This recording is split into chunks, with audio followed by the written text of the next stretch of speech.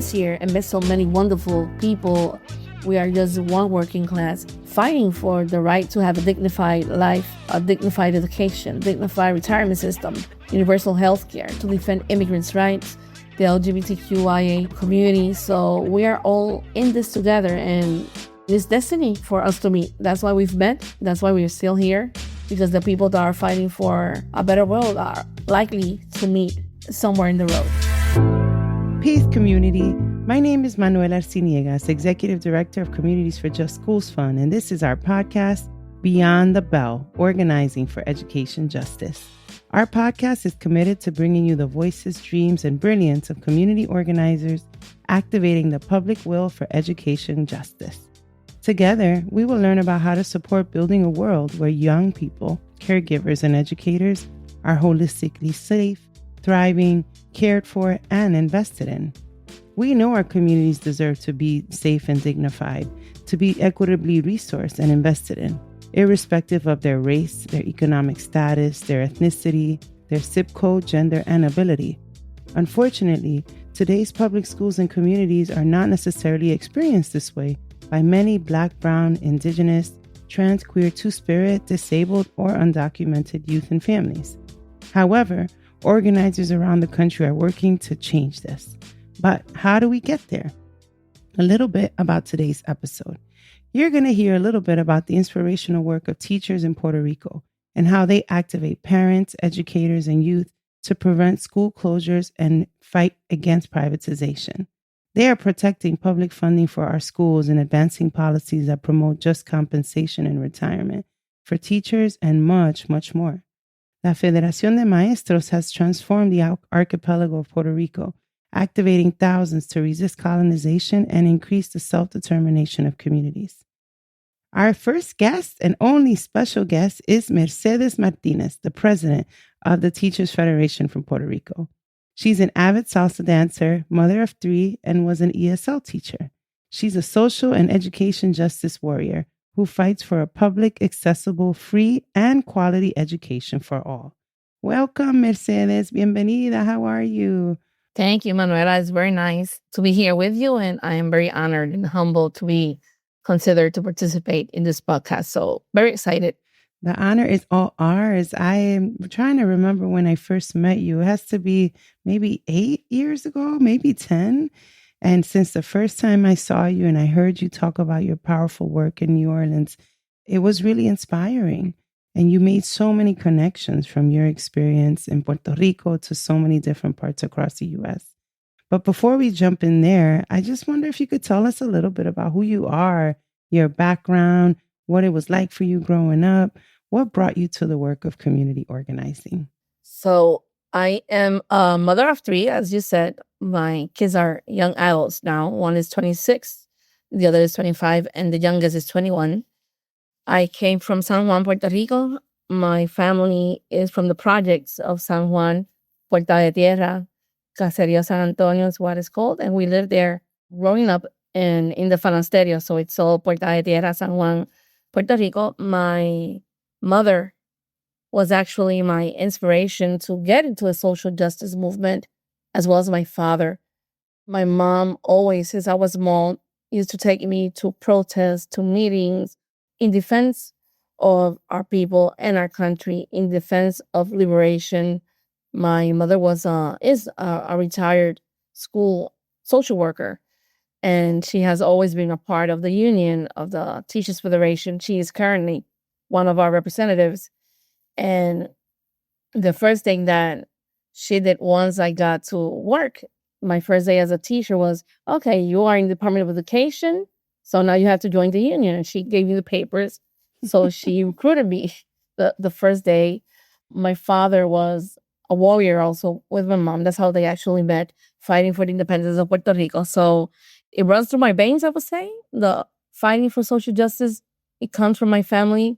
We came from a poor barrio, and growing up, fighting against so many injustices made us realize that we need to change in the country. So I think that wraps it up of where I came from. Oh, the University of Puerto Rico obviously was a bigger school. Once I got to the university, I met very important comrades that were fighting in defense of the university, the only state university, the Ricardo Santos, Maria Suarez, and other comrades that tried to recruit me for a political organization in the university, and they were doing some wonderful work. So I've always been interested and always been around people that are fighting. So I have the privilege to say that it comes from my family and people that have surrounded me throughout my life. Thank you, Mercedes. And you can hear how even in the work of you getting organized, right? People organizing you into movement, there's deep history of relationship and love, like your mom and your dad and your friends and your comrades in school. So I just hear this love like pulling you into movement and fighting for justice and responding to the conditions, right, that y'all are growing up in. And just, I wonder if you could take the audience a little bit more into the history of Puerto Rico. Like, what does the history tell us about colonization? What's the role of the Fiscal Control Board? And how have these bodies and forces impacted the public education system on the archipelago? Well, Puerto Rico is a colony from the U.S. Puerto Rico has been a colony for more than 500 years. The first 400 years, it was a colony of Spain. And then in 1898, we were invaded by the United States. And since then, we have been a colony of the United States of America. In 1917, they gave us a second-class citizenship. We do not have the right to vote for president or any other different rights that people that live in the U.S. have. The first intent to not only repress us and colonize us was the intention of the invaders to impose transculturation. They did it through our language. In schools in the 1900s, the Department of Education had a policy of only English speaking all the schools that they had developed. And that was the first fight of resistance of the people of Puerto Rico against the imposition, not against a language, but the imposition of try to Americanize the Puerto Rican people through the language and impose a culture through the language. So even though they brought only English-speaking teachers to Puerto Rico, they were not able to prevail in the schools. Kids and that went there continued to speak Spanish. So that was one of the fights that we gave until in the 1950s, they finally decided to have two languages, Spanish being the main language, and then English as a second language in the schools of Puerto Rico. So that was one of the fights.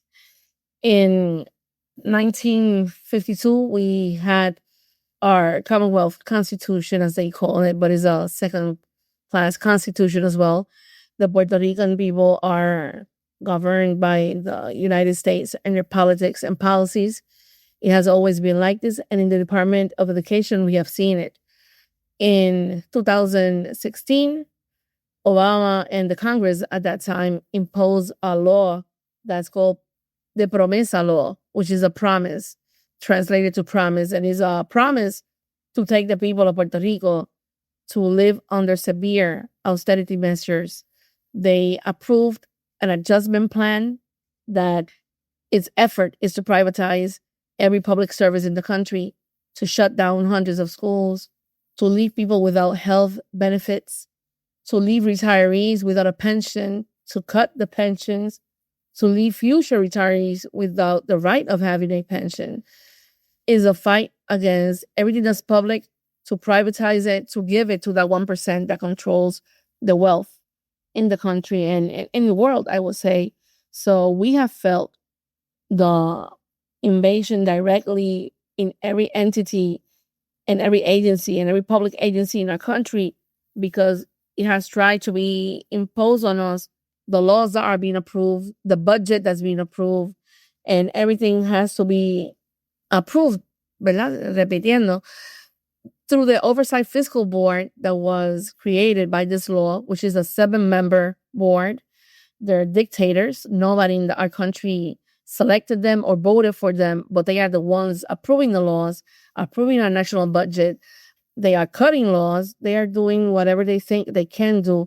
And that's why people in Puerto Rico since then have been resisting more and more, because we have felt the imposition of a dictatorship in our country by people that were not elected by the people of Puerto Rico that are the ones that are telling us how we should live our lives and creating severe austerity measures that are leaving people in our country without any resources.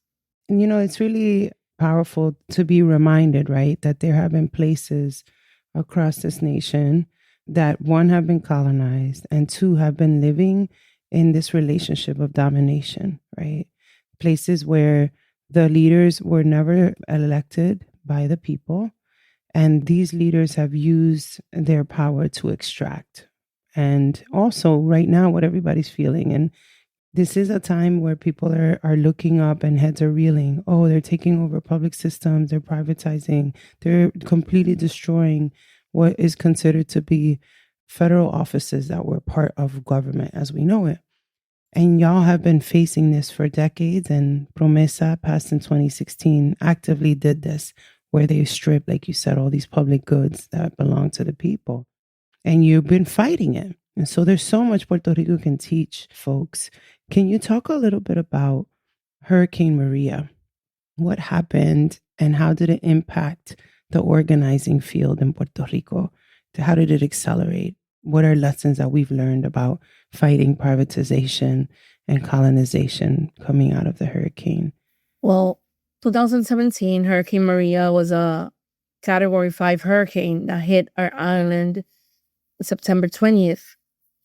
It was very traumatic, and as Naomi Klein calls it, disaster capitalism on steroids. I would say the Puerto Rican government failed its people, and Julia Kelleher was our Secretary of Education during that time.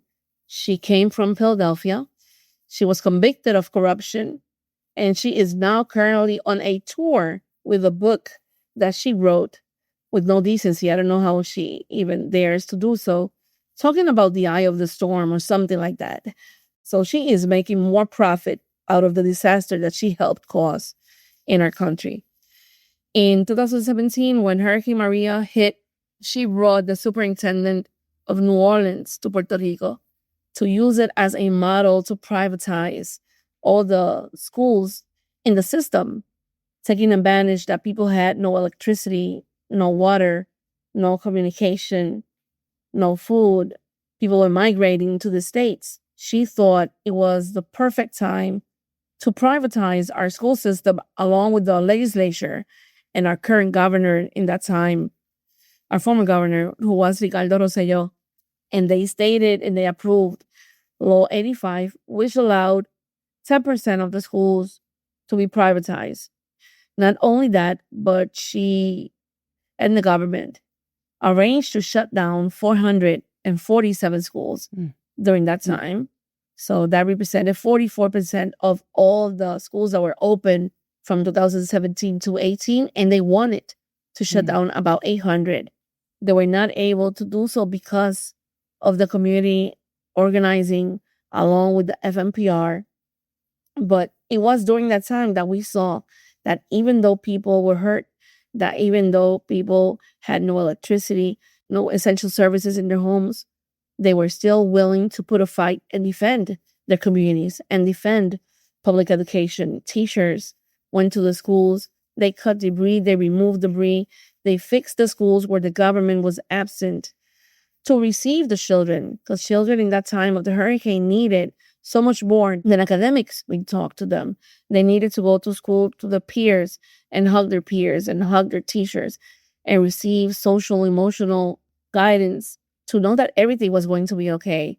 And more importantly, many of our children, the majority of them, have their breakfast and their lunch at our schools. So shutting down the schools after the hurricane and depriving the kids to go back to the schools because they did not want to open the schools 3 months after the hurricane had passed was literally starving our children. So the Teachers Federation of Puerto Rico organized, started protesting in front of the schools with the communities, went to court, and tired of this Secretary of Education doing nothing, we went to her office. We did a Civil Disobedience Act. 21 of us of the executive board of the Federación de Maestros de Puerto Rico were arrested, but that grew so much indignation on the country, seeing their teachers being arrested because they're asking the secretary to open up the schools. So that sent a very powerful message to the country and to the people that started claiming the schools to be open immediately. So even though the law to privatize our schools was approved and she wanted to shut so many more schools, she had to open the schools as a result of the public pressure. And up till this day, 7 years have passed, and they have not been able to privatize more than 2% of the schools in the country. So that has been because of the fight that the communities have led, along with the FMPR. And something very important that happened during that time is that even though we were having so many harsh times because the problem is political, is a structural problem that we have. The disaster is not a natural disaster. It's a political disaster of governments that not respond to the needs of the people. So in that time, we made alliance with many organizations, such as the Maria Fund, such as yourself, such as other unions like the Central General de Trabajadores, the Movimiento Socialista de Trabajadores. And we started doing brigades and cutting the breeze. We had people from the states, workers from the states that came in solidarity. We called one of them the South Brigade. And we started going to the cities where people needed shelter, they needed food, they needed clothing, they needed medical equipment, they needed generators. And through alliances that we built, we were able to do that for our students. We were able to feed more than 10,000 people during that time in impoverished communities because it was all based in solidarity and organization between our organization and so many others that made alliances to give the people what they needed and they deserved with the little that we had. So one of the biggest lessons that I will always take with me in the hurricane, that even though they tried to dismantle public education, they tried to privatize it, they tried to have people left with nothing, people resisted. They resisted because they had hope and because they knew that they deserved something better. And we are very honored that the FMPR was able to be part of that among so many other organizations that are doing so many beautiful work in the island. It's really powerful. And I'm always reminded, Mercedes, when you recount the stories of how communities showed up in solidarity and built these mutual aid networks and these brigades, that we are each other's best thing, right? Like if community has each other, even in the face of government not doing what it's supposed to do and literally failing people, we can take care of each other. And Puerto Rico has just been such a powerful example of when people organize, they support and literally save each other. And like the role of the public school in a community is so important.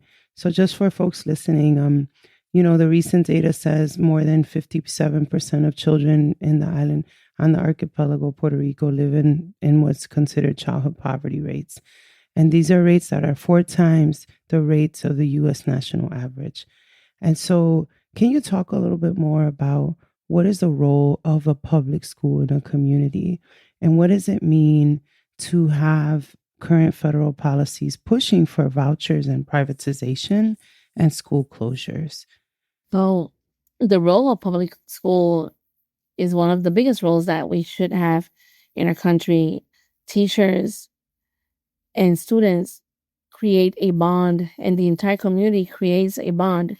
We used to call them in Puerto Rico community schools because there was a school in every community that was a center to meet, a center to give talks, a center for refugios, people during hurricanes, earthquakes, whatever you could imagine, will go to the schools as como un refugio to shelter themselves. Like a refuge, yeah. For themselves. And we will give talks at night amongst the community. So it's not only a school, it was a center for the community to meet and to do activities, to share with each other, to spend time with each other, to meet each other, to talk about the needs that they had in each community. And after they shut down so many schools, now we have a lot of communities without schools. So we can't say community schools anymore because we have a lot of communities whose schools were shut down. They were abandoned by the government, and it's all part of a plan to dismantle public education. Many of these schools, they have tried to give as a gift, I would say, to private schools or private entities to run them for only $1 a month of rent. Hmm. So they're giving away the public schools, literally, the buildings. Yes. And where do these entities come from? Where are these private companies from? They have assisted. There are private schools that have assisted in Puerto Rico. And now they're giving them, instead of paying rent, they're giving them the space for $1 a month. So they have assisted, and others have come from the States, like Leap Academy. I see they have many more schools in the States. Leap Academy started with one charter school in Puerto Rico like 3 years back, and now they have up to, I think, 8, almost 600 students per charter school. And they are giving them different spaces to implement the charter schools. And it's not only about their charter schools, that they are removing the students from public schools to take them to these private entities who see our students as profit. So we have a huge battle. They try to privatize public schools and convert them to charter schools. Since they couldn't, because the communities went to fight back, they decided then another way to privatize, and it is not even another way. It's already privatization. It's schools that have always been private now are receiving public funds to maintain their businesses. So it's descarado. I don't know how to say that in English. Since they couldn't privatize what's public, they're giving private schools our money to fund their schools. And they're selling this message that it's private, it's better. So we are fighting against that right now in our country. Almost 2% of the schools have been able to establish charters, and that removes the budget that we have from our schools, that remove the budget from our students.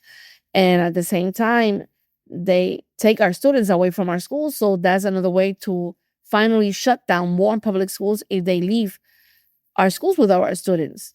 So it's a plan through the voucher system. I think like 700 families receive vouchers to just give them directly to private schools and fund their enrollment for the academic year. We have almost 200 some thousand students. So it's not even 1% of the students, but it's still money that is going to private schools instead of defending the schools that we have in our system and improving the schools that we have in our system.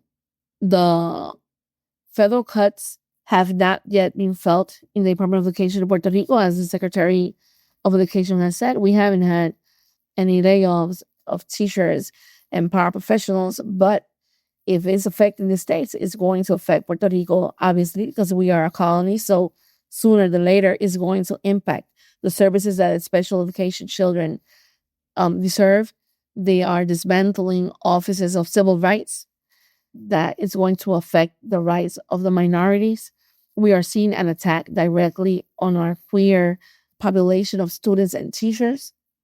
They just removed one of the curricular letters that provided a gender perspective curriculum to eliminate it, responding to fundamentalistas that wanted this to be done. So we are giving a huge fight in the curriculum in defense of public education against privatization, against the dismantling of public education, the possibility of cuts of federal money that will go to our students and will not come anymore. So that will reduce the services that they will receive. So the same fight that the people from the states are giving is the same fight that the people of Puerto Rico is giving right now. And it's important to put it in perspective because the struggle in Puerto Rico is amplified. So federal funding covers 68% of Puerto Rico's education budget. And that varies state by state, but that number is astronomical when you consider how federal cuts will impact a place. And so just for perspective, earlier on you said, the shameless behavior of a former Department of Secretary of Education who was convicted for theft and fraud, now publishes a book and goes on tour. You talked about the shamelessness, right? The el descaro of chipping away little by little the enrollment in public schools by making vouchers an offering that calls kids out of the public school system and sends them to private. I'm curious if you could talk a little bit, because a lot of what you're saying that we're now seeing on steroids in the US has already happened in Puerto Rico. Can you talk about the impacts of some of these measures on teachers, their wages, their salaries, their pensions, on workers on other sectors? Because in a way, the struggles you all have had foreshadow some of what we're likely to see in other parts across the US. So what are some of the things that the impacts on the labor force and on teachers in particular? What are some of the victories and campaigns that you all have waged and won on the island? Well, before I start with that answer, I would like to add that Julia Caregivers and the government, the pro-statehood party and the Popular Democratic Party in Puerto Rico, they're just the same as Republicans and Democrats in the states. Even though they try to do so much harm, people have always been resisting in Puerto Rico. And even though they were able to shut down so many schools, many of those schools have been rescued by different organizations to provide services to the community to avoid these schools from becoming charter schools or private schools or any other type of private entity that is only there for profit and not for the services that the community needs. So the Teachers Federation, for example, once they shut down the Lorencita Ramirez de Arellano School, which is a school in Tua Baja, decided to make a census in the community to perform it and ask the community members, we fought against the school closure. It did not deserve to be shut down. What are we going to do about it? So the same way that they shut it, we decided with the community to reopen the schools and cut the chains and have been there since for the past 8 years. That's right. And when the community said that they wanted to happen is what has happened. We have provided art courses for free for the children and youth of Puerto Rico in the town of Tua Baja, visual arts, theater courses, musical classes, bomba, plena, capoeira, different sports, judo, fencing for children with special education needs. So many things, talks to the community about environmental issues, political issues, organizing. So everything that you can think of has been happening in that school for free for the community, with the community, providing many of those workshops that we provide every Saturday.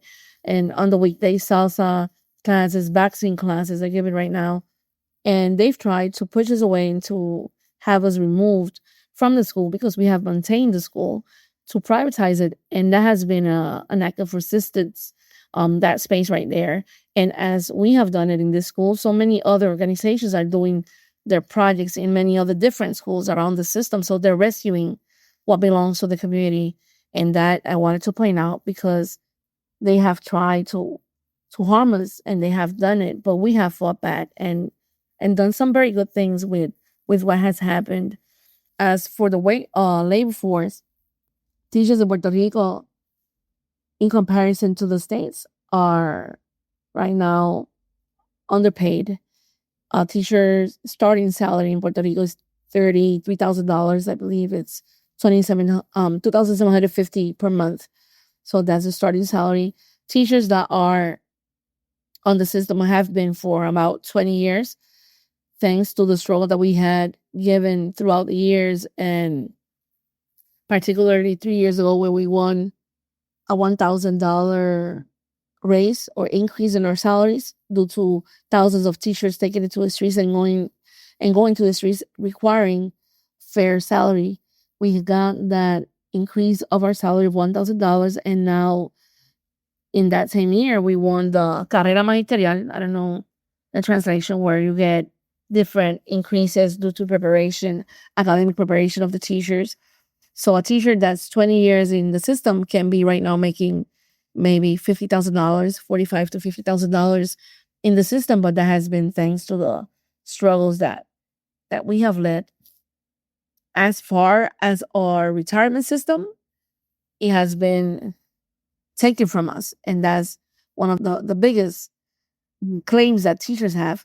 Thanks to the plan of adjustment, the bill of adjustment that was approved in 2022, teachers had a defined pension system taken from them, where they would receive, after 25 to 30 years of service and 50 to 55 years of age, they would receive 75% of the salary as their pension for life.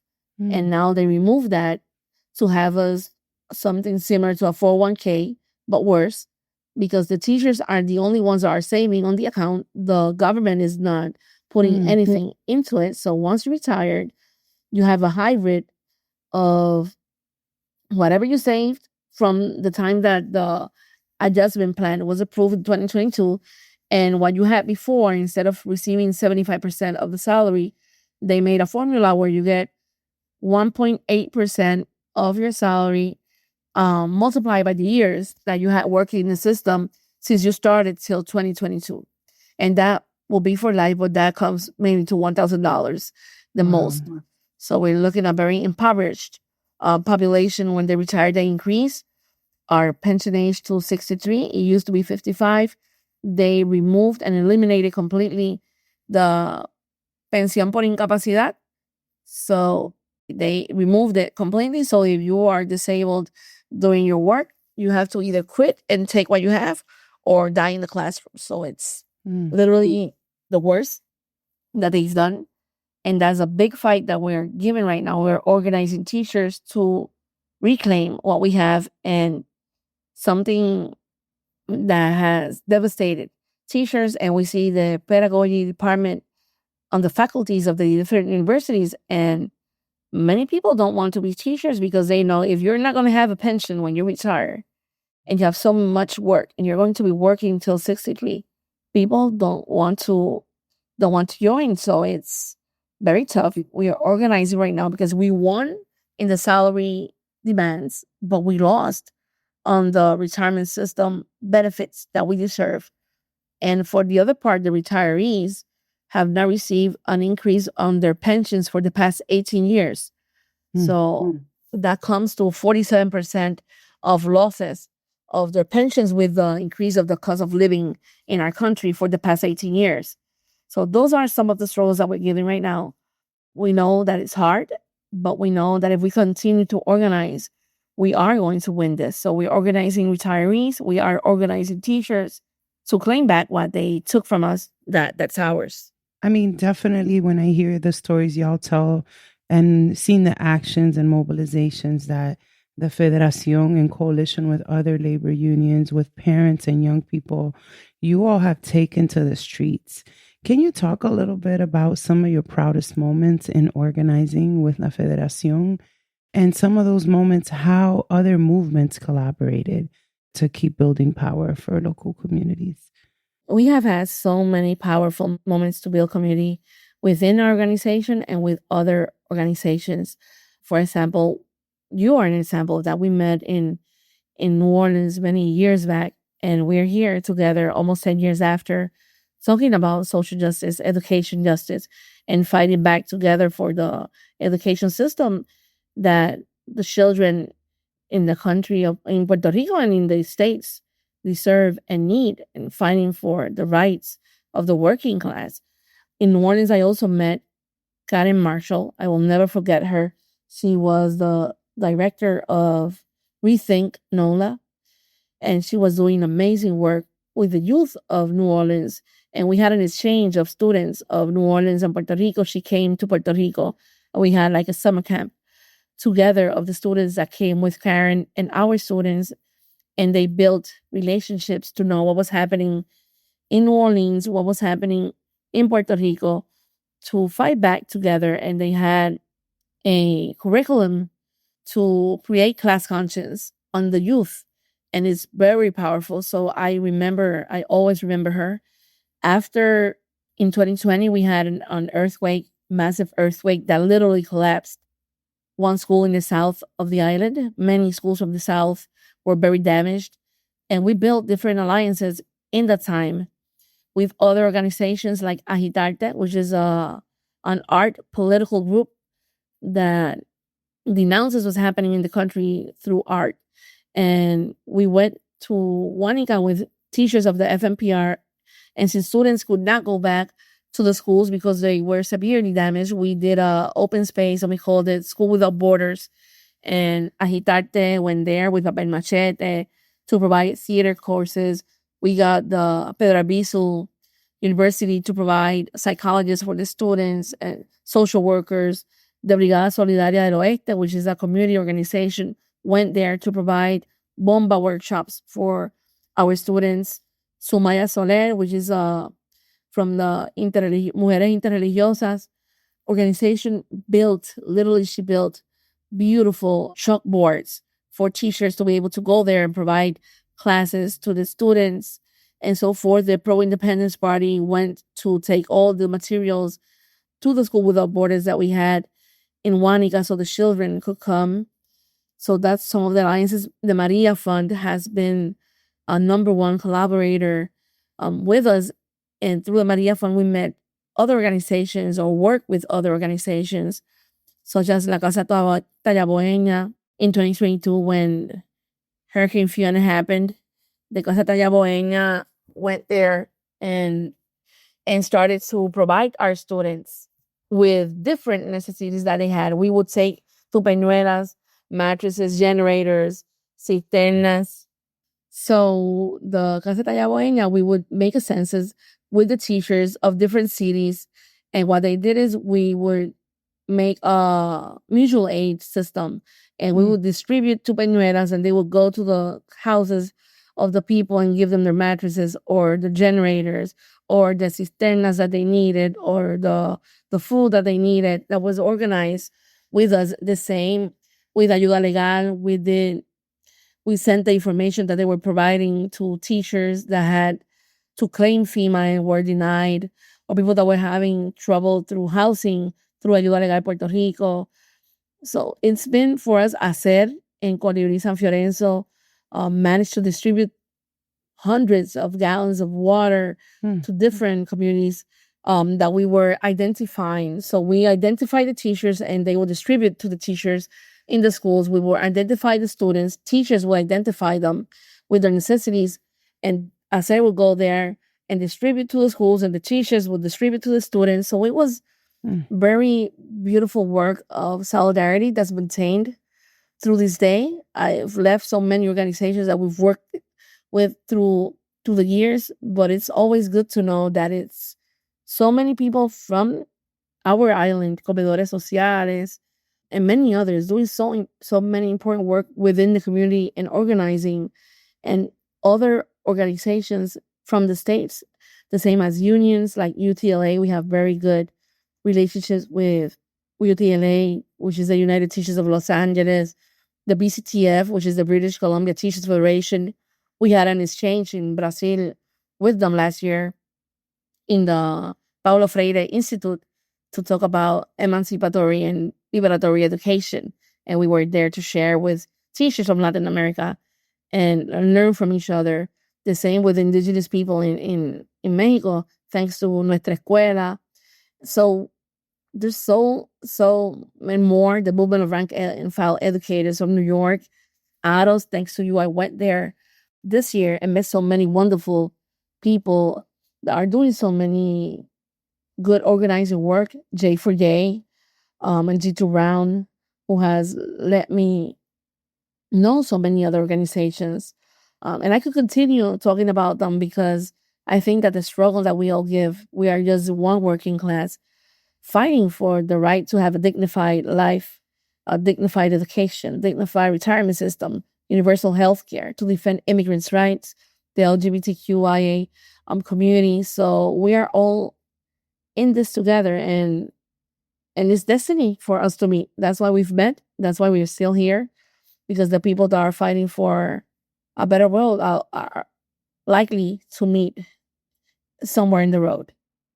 And boy, do we need to find our flock, because this is a season, right, where we're seeing a lot of things that many people maybe could forecast or knew it was happening, but now it's on full display.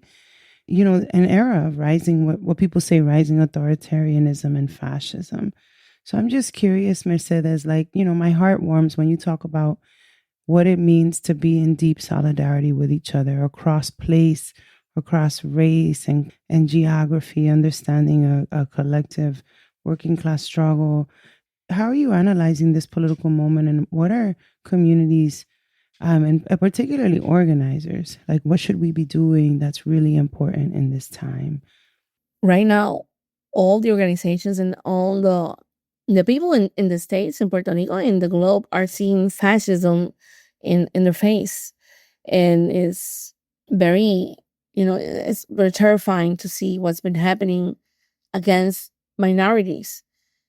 At the same time, people have to, como se dice, cerrar filas. And that's what they're doing. You are seeing a revolution televised every day. And every day more people are coming together, even though we have seen fascism in the eye. We are seeing the beautiful space that's taking from the communities. We are seeing thousands and thousands and thousands of people on the street saying no kings. People are fighting back against these terrorizing measures that have been tried to be imposed on the population to scare them. It's like they want to put people in shock. It's like the shock doctrine that Naomi Klein so much talks about. And you hit them so hard in so many ways that people don't know how to react or what to do or what order. What should I attend? Is it school, or is it health, or is it gender, or is it communities, or is it immigrants' rights? And you have so much to choose. And people get confused and people get scared, and it's normal.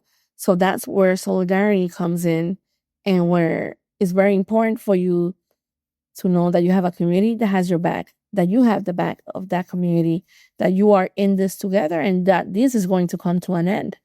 That this fear tactics and this fascism is going to come to an end.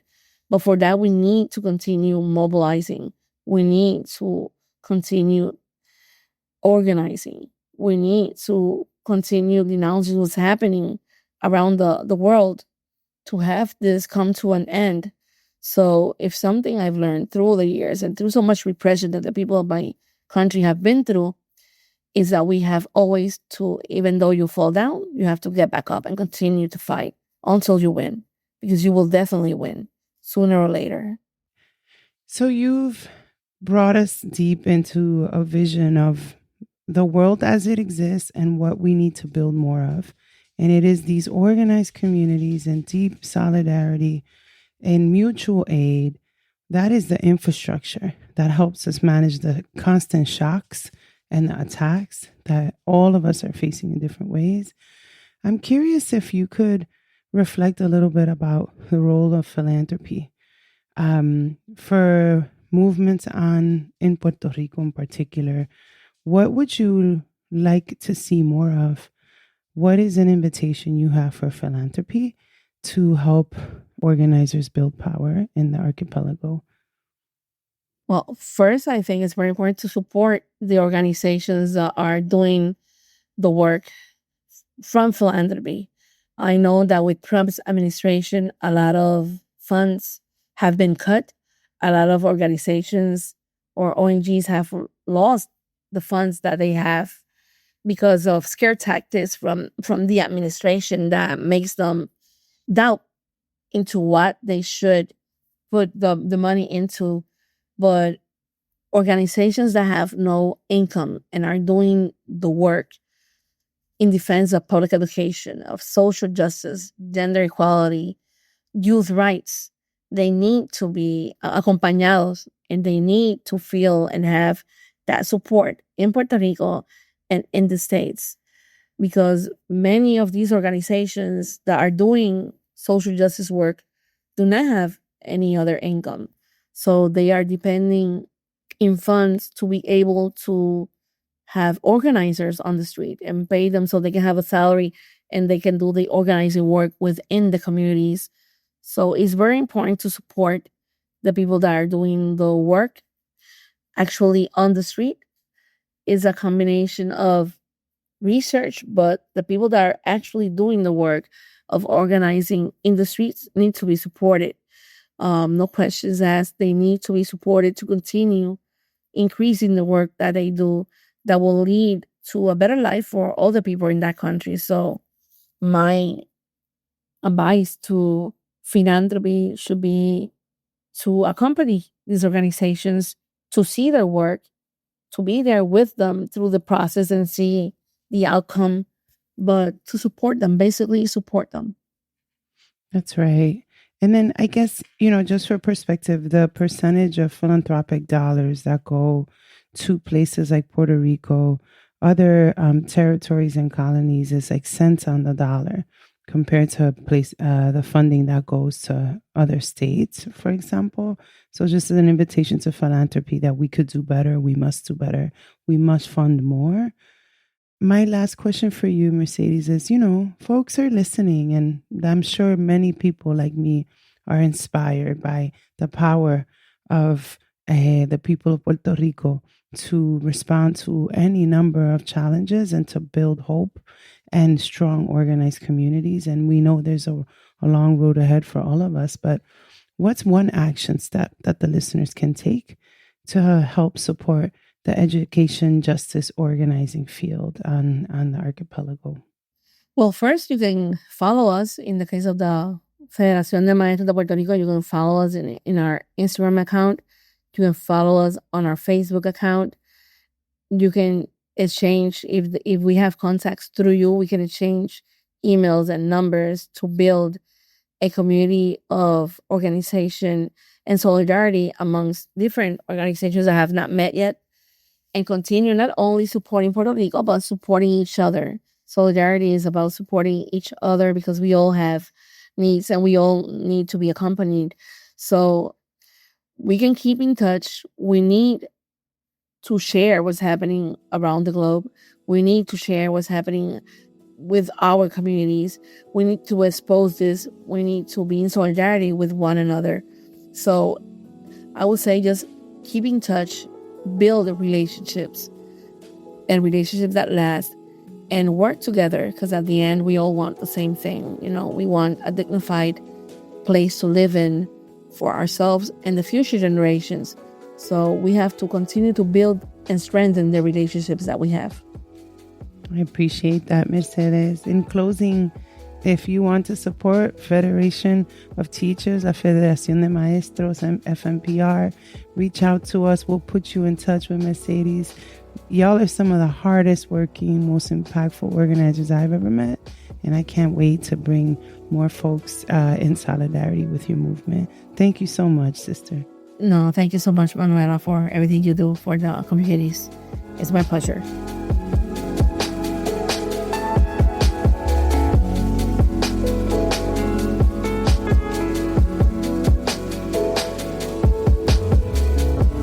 That was Mercedes Martinez, president of the Federación de Maestros de Puerto Rico, the Federation of Teachers in Puerto Rico. She shared her powerful journey as a mother, teacher, and organizer, building collective power in the face of profound challenges. Her story is an urgent lesson for all of us. The forces she described, privatization, disaster capitalism, austerity, and the defunding of public education, are not confined to the island. They are a blueprint being replicated in communities across the U.S. and beyond. Yet, from Puerto Rico also comes a blueprint for resistance and hope. Like Bad Bunny, whose message and music has topped global charts, Puerto Rico's organizers are showing the world what transformative power building looks like.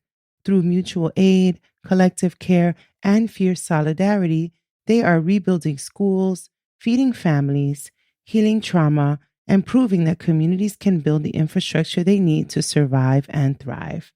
Mercedes and the Federación remind us that schools are the heart of a community, centers for food, healthcare, connection, and governance. To defend them is to defend our collective future. Their fight is our fight.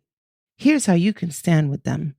Donate to directly support organizers on the front lines. Give to the Federación or to intermediaries like the Maria Fund, which fuel grassroots movements across Puerto Rico. Solidarity means connecting the dots. If you're in New Orleans, where schools have been privatized, Chicago, or anywhere else facing similar attacks on public goods, please build bridges. Follow Puerto Rico's model of uniting labor and community. Amplify their story. Share this episode. Let the world know that in the face of extraction and austerity, Joy, resilience, and organized people are writing a different future. Thank you for listening.